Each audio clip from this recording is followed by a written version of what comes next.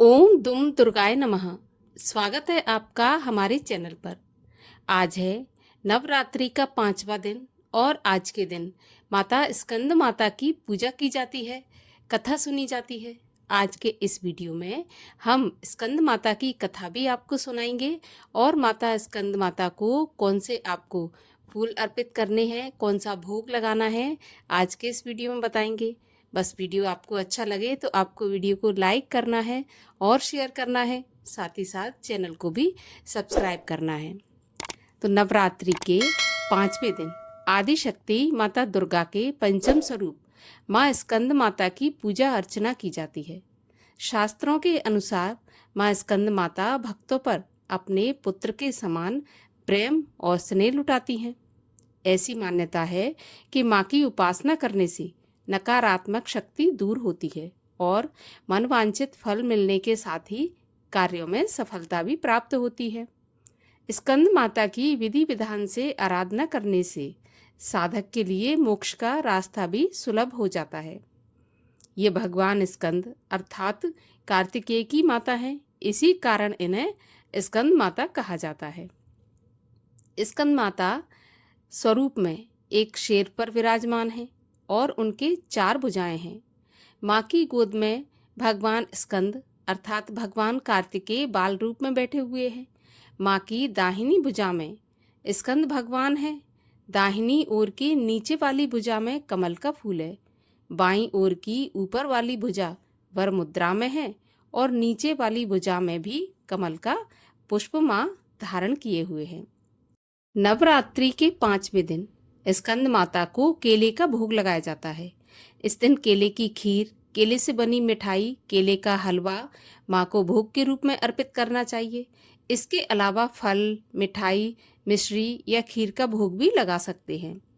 आज के दिन स्कंद माता का प्रिय रंग पीला एवं सफेद माना गया है। कहते हैं कि माता स्कंद माता के पूजन में सफेद या पीले वस्त्र धारण करना चाहिए। ये अत्यंत ही शुभ माने जाते हैं। स्कंद माता को कमल का फूल अति प्रिय है। कमल के फूल पर विराजमान भी हैं, इसलिए इनको पद्मासना भी कहा जाता है। इसके अलावा स्कंद माता को गुलाब और गुड़हल के लाल फूल भी अर्पित किए जा सकते हैं। आज के दिन स्कंद माता की पौराणिक कथा भी सुननी चाहिए। स्कंद माता की पौराणिक कथा के अनुसार तारकासुर नाम का एक राक्षस ब्रह्मा जी को प्रसन्न करने के लिए कठोर तपस्या कर रहा था। उस कठोर तप से ब्रह्मा जी प्रसन्न होकर उसके सामने आए। ब्रह्मा जी से वरदान मांगते हुए तारकासुर ने अमर होने का वरदान मांगा। तब ब्रह्मा जी ने उसे समझाया कि इस धरती पर जिसने भी जन्म लिया है उसे मरना है। निराश होकर उसने ब्रह्मा जी से कहा कि प्रभु, ऐसा वरदान दें कि भगवान शिव के पुत्र के हाथों से ही उसकी मृत्यु हो। तारकासुर की ऐसी धारणा थी कि भगवान शिव योगी हैं और कभी विवाह नहीं करेंगे, इसलिए उसने ऐसा वरदान मांगा, क्योंकि उसने सोचा कि ना तो भगवान शिव का पुत्र होगा और ना उसकी मृत्यु होगी। फिर उसने ऐसा वरदान पाकर लोगों पर हिंसा करनी शुरू कर दी। तारकासुर के अत्याचारों से परेशान होकर सभी देवता भगवान शिव के पास पहुंचे और तारकासुर से मुक्ति दिलाने की प्रार्थना करने लगे। तब शिव जी ने पार्वती से विवाह किया और कार्तिकेय के पिता बने। बड़े होने के बाद कार्तिकेय ने तारकासुर का वध किया। कार्तिकेय का एक नाम स्कंद भी है, इसीलिए माँ को कार्तिकेय की माँ होने की वजह से स्कंद माता कहा जाता है। इसके अलावा स्कंद माता को और भी नामों से जाना जाता है, जैसे हिमालय की पुत्री पार्वती हैं। इन्हें माहेश्वरी और गौरी के नाम से भी जानते हैं।